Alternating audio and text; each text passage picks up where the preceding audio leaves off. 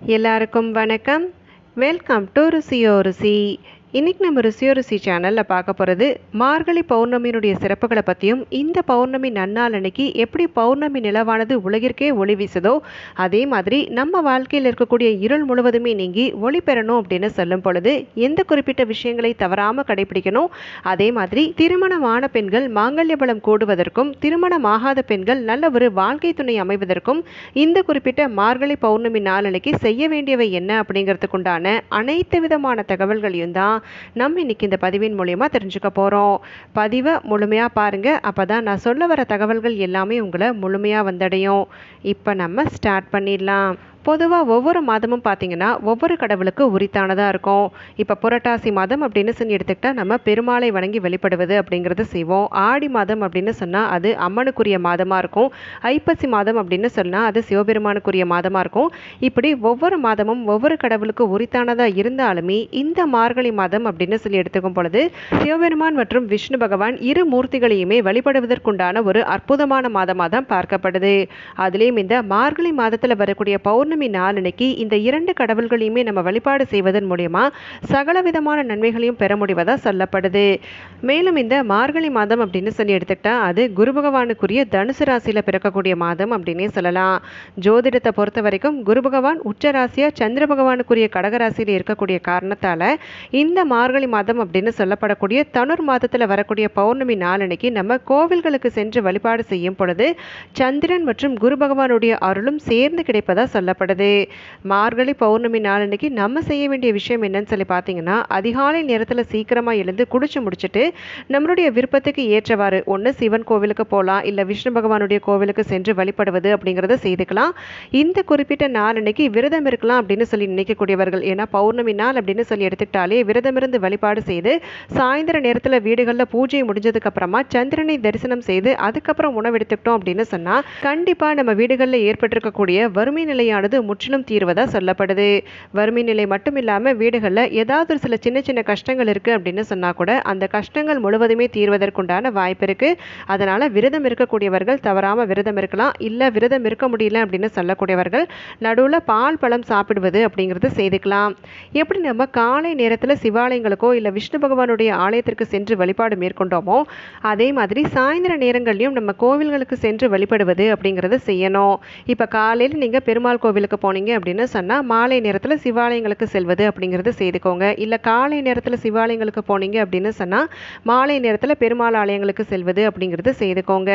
இப்படி இரண்டு கடவுள்களையுமே இந்த குறிப்பிட்ட நாளன்னைக்கு வழிபடுவது அப்படிங்கிறது ரொம்பவுமே சிறப்பு அப்படிங்கிற காரணத்தால் தான் உங்களுக்கு நான் இந்த மாதிரி சொல்லியிருக்கிறேன். எதனால் நான் இப்படி இரண்டு ஆலயங்களுக்கு சென்று வழிபடுவது சிறப்பு அப்படின்னு சொல்கிறேன்னு பார்த்தீங்கன்னா, பொதுவாக இந்த பௌர்ணமி நாள் அப்படின்னு சொல்லி எடுத்துக்கிட்டாலே பிரபஞ்சத்தில் அதிகப்படியான நேர்மறை ஆற்றலானது நிறைந்திருக்கும். அப்படி அந்த பிரபஞ்சத்தில் இருக்கக்கூடிய நேர்மறை ஆற்றல் அனைத்தையுமே நம்ம கிரகிக்கணும் அப்படின்னு சொல்லும் பொழுது கண்டிப்பாக நம்மளுடைய மனதை இறை வழிபாட்டில் செலுத்துவது அப்படிங்கிறத செய்யணும். அப்படி நம்ம செய்யும் பொழுது கண்டிப்பாக நம்ம மேற்கொள்ளக்கூடிய வழிபாடுகள் அனைத்திற்குமே பலன் கிடைப்பதா சொல்லப்படுது. அதனால் தவறாமல் இரண்டு ஆலயங்களுக்குமே சென்று வழிபடுவது அப்படிங்கிறத செய்துக்கோங்க. அதே மாதிரி இந்த குறிப்பிட்ட மார்கழி பௌர்ணமியை பொறுத்த வரைக்கும் பொதுவாக பார்த்தீங்கன்னா திருவாதிரை நட்சத்திரத்தோடு சேர்ந்து வரும். இந்த மார்கழி பௌர்ணமி அப்படிங்கிறது திருவாதிரை நட்சத்திரம் அப்படி இல்லைன்னா மிருகசீரிட நட்சத்திரத்தோடு வரும். பெரும்பாலும் பார்த்தீங்க அப்படின்னு சொன்னால் இந்த மார்கழி பௌர்ணமி நாளன்னைக்கு தான் ஆருத்ரா தரிசனமானது நடைபெறும். ஆனால் நமக்கு இந்த வருடம் வரக்கூடிய அமைப்பு அப்படின்னு சொல்லி பார்த்தீங்கன்னா இந்த மார்கழி பௌர்ணமியோடு ஆருத்ரா அபிஷேகமானது நடைபெறுது. பொதுவாக இந்த சேர்க்கை, அதாவது மார்கழி பௌர்ணமியோடு வரக்கூடிய ஆருத்ரா தரிசனம் அப்படிங்கிறது இல்லாமல் திருவாதிரை நட்சத்திரம் நமக்கு பௌர்ணமி நாளின் பொழுது, அதாவது செவ்வாய்க்கிழமை நாளின் பொழுது மாலை நேரத்தில் தான் தொடங்குது. அப்படிங்கிறதால ஆருத்ரா தரிசனமானது புதன்கிழமை நாளன்னைக்கு நடக்கவிருக்கு. அதனால் இந்த மார்கழி பௌர்ணமி நாளின் பொழுது சிவாலயங்களுக்கு சென்று வழிபாடு செய்யக்கூடிய சமயத்தில் பால், தயிர், திருமஞ்சனம் எது உங்களால் வாங்கித்தர முடியும்னு சொல்லி நினைக்கிறீங்களோ அந்த குறிப்பிட்ட பொருட்களை வாங்கி தந்து அபிஷேகத்தை காண முடியும் அப்படின்னு சொன்னால் கண்குளிர பார்த்து வருவது அப்படிங்கிறத செய்துக்கோங்க. இப்படி நம்ம சிவாலயங்களுக்கு சென்று வழிபாடு மேற்கொள்ளும் பொழுது தவறாமல் நம்ம அம்பிகையை வணங்குவது அப்படிங்கிறத செய்யணும். மார்கழி மாத பௌர்ணமி அப்படின்னு சொல்லி எடுத்துக்கிட்டாலே கணவருடைய ஆயுள் கூடுவதற்கும் அதே சமயத்தில் திருமணமாகாத பெண்களுக்கு நல்ல ஒரு வாழ்க்கை துணை அமையணும் அப்படின்னு சொல்லும் சொல்லும் பொழுது தவறாமல் அம்பிகையை வணங்குவது அப்படிங்கிறத செய்யணும். அம்பிகைக்கு வெண்ணிற மலர்களை வாங்கி தருவது அப்படிங்கிறத செய்துக்கலாம். இல்லை வெண்தாமரை மலர் வாங்கி தர முடியும் அப்படின்னு சொன்னால் வெண்தாமரை மலர்களை வாங்கி தருவது அப்படிங்கிறத செய்துக்கோங்க. இப்படி இந்த மார்கழி பௌர்ணமி நாள் அன்னைக்கு திருமணமான பெண்களும் சரி, திருமணமாகாத பெண்களும் சரி, கண்டிப்பாக கடைபிடிக்க வேண்டிய ஒரு சில முக்கியமான விஷயங்கள், அதுவும் கணவருடைய ஆயுளுக்காகவும் நல்ல ஒரு வாழ்க்கை துணை அமையணும் அப்படின்னு சொல்லும் பொழுது நான் சொல்ல போகிற இந்த விஷயங்கள் அனைத்தையுமே கடைபிடிப்பது அப்படிங்கிறத செய்துக்கோங்க. அதிகாலை நேரத்தில் சீக்கிரமாக எழுந்து நீங்கள் பல் துளக்கி முகம் கை கால் எல்லாமே கழுவுனதுக்கு அப்புறமா சுவாமி படத்துக்கு முன்னாடி மஞ்சள், சீயக்காய், நல்லெண்ணெய் இது அனைத்தையுமே வைத்து வணங்குவது அப்படிங்கிறத செய்துக்கோங்க.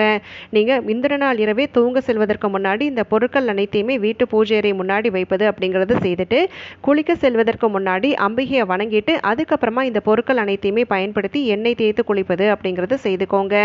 இப்படி நம்ம செய்ததுக்கு அப்புறமா நம்ம வீடுகளில் அடுத்தபடியாக தீபம் ஏற்றுவது அப்படிங்கிறத செய்யணும். பொதுவாக நிறைய பெண்கள் இந்த பௌர்ணமி நாள் அன்னைக்கு விரதமிருந்து வெளிப்படுவது அப்படிங்கிறத செய்வாங்க.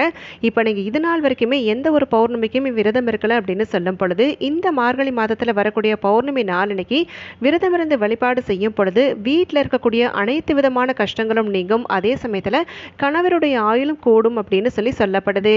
அதனால இந்த மார்கழி பௌர்ணமி நாள் அப்படிங்கிறது ஒரு சிறப்பு வாய்ந்த நாள் இருக்கக்கூடிய காரணத்தால விரதம் அனுஷ்டிக்கக்கூடியவர்கள் தவறாம விரதத்தை கடைபிடிப்பது அப்படிங்கிறத செய்துக்கோங்க.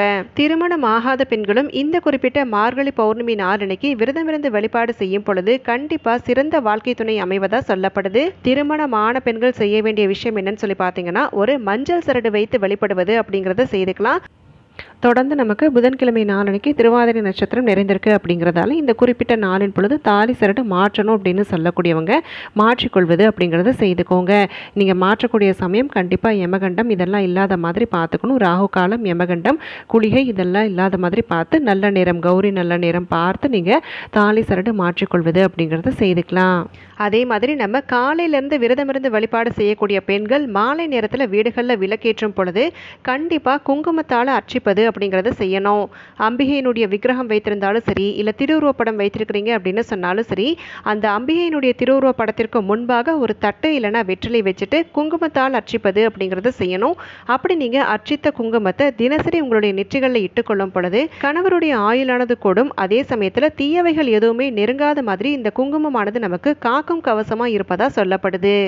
மேலும் நம்ம சாயந்தர நேரங்களில் வீடுகளில் விளக்கேற்றும் பொழுது எப்படி இந்த பௌர்ணமி நிலவானது அழகாக பிரகாசித்து அனைத்து இடங்கள்லையுமே வெளிச்சத்தை தருதோ அதே மாதிரி நம்ம வீடு முழுவதுமே விளக்கேற்றி வைப்பது அப்படிங்கிறத செய்துக்கலாம். பொதுவாக விளக்கு அப்படின்னு சொல்லி எடுத்துக்கிட்டாலே இருளை அகற்றி ஒளி தரக்கூடிய விஷயமோடு சேர்த்து நமக்கு அனைத்து விதமான தீயவைகளையும் அகற்றக்கூடிய ஆற்றல் கொண்டு இருக்கக்கூடிய காரணத்தால் கார்த்திகை பௌர்ணமி நாளன்னைக்கு எப்படி நம்ம வீடு முழுவதுமே கார்த்திகை தீபம் அப்படின்னு சொல்லி விளக்கேற்றி வைப்போமோ அதே மாதிரி மார்கழி பௌர்ணமி நாளன்னைக்கும் நம்ம வீடுகளில் விளக்குகள் வைப்பது அப்படிங்கிறத செய்துக்கலாம். பொதுவாக நிறைய பேருடைய வீடுகளில் பௌர்ணமி நாள் அன்னைக்கு குத்துவிளக்கு பூஜை செய்வது அப்படிங்கிறத செய்வாங்க. இல்லை ஒரு சிலர் கோவில்களுக்கு சென்று குத்துவிளக்கு பூஜை செய்வது அப்படிங்கிறத செய்வோம்.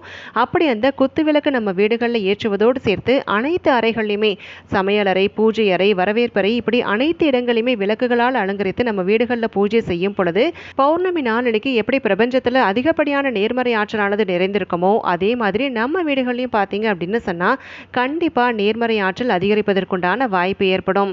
தீயவைகள் விலகிடுச்சு அப்படின்னு சொன்னாலே நமக்கு நல்லவைகள் தேடி வரும் பொழுது கண்டிப்பாக நம்ம மேற்கொள்ளக்கூடிய எந்த ஒரு முயற்சியாக இருந்தாலுமே அது அனைத்துமே நமக்கு வெற்றியாக அமைவதற்குண்டான வாய்ப்பு ஏற்படும். அதனால் இப்படி ஒரு நன்னால நீங்கள் தவற விடாமல் வீடுகளில் பூஜை செய்வது, விளக்குகள் ஏற்றி வைப்பது அப்படிங்கிறத செய்துக்கோங்க.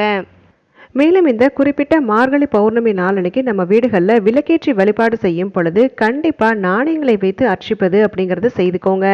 எப்படி நம்ம குங்கும அர்ச்சனை செய்கிறோமோ அதே மாதிரி நாணய அர்ச்சனை செய்வது அப்படிங்கிறது இன்றைய நாள் செய்யும் பொழுது அதிகப்படியான பலன் கிடைப்பதா சொல்லப்படுது. செல்வ தடைகள் விலகணும், பணம் பெருகணும் அப்படின்னு சொல்லும் பொழுது கண்டிப்பாக இந்த பௌர்ணமி நாட்களில் வீடுகளில் திருவிளக்கு பூஜை செய்யும் பொழுது நாணய அர்ச்சனை செய்வது அப்படிங்கிறது செய்துக்கோங்க. இப்போ நம்ம இந்த பதிவின் மூலியமா மார்கழி பௌர்ணமியினுடைய சிறப்புகளை பற்றியும் நமக்கு ஏற்பட்டிருக்கக்கூடிய அனைத்து விதமான கஷ்டங்கள் விலகுவதற்கும் கணவருடைய ஆயுள் கூடுவதற்கும் திருமணமாகாத பெண்களுக்கு சிறந்த ஒரு வாழ்க்கை துணை அமைவதற்கும் எந்த குறிப்பிட்ட விஷயங்களை தவறாமல் கடைபிடிக்கணும் அப்படிங்கிறதுக்குண்டான அனைத்து விதமான தகவல்கள் எல்லாமே தெரிஞ்சுக்கிட்டோம். இந்த பதிவு உங்களுக்கு கண்டிப்பாக பயனுள்ளதாக அமைஞ்சிருக்கும்னு சொல்லி நினைக்கிறேன். இந்த பதிவு பிடிச்சிருந்தது அப்படின்னு சொன்னால் உங்கள் ஃப்ரெண்ட்ஸ் அண்ட் ஃபேமிலிக்கும் தவறாமல் ஷேர் பண்ணுங்கள். அவங்களும் இந்த தகவல்கள் எல்லாத்தையுமே பார்த்து தெரிஞ்சுக்கிட்டோம். இந்த பதிவை நான் இதோட இங்கே நிறைவு செய்கிறேங்க. நாளைக்கு மறுபடியும் ஒரு பயனுள்ள பதிவோடு உங்களை நான் சந்திக்கிறேன். அது வரைக்கும் நன்றி, வணக்கம்.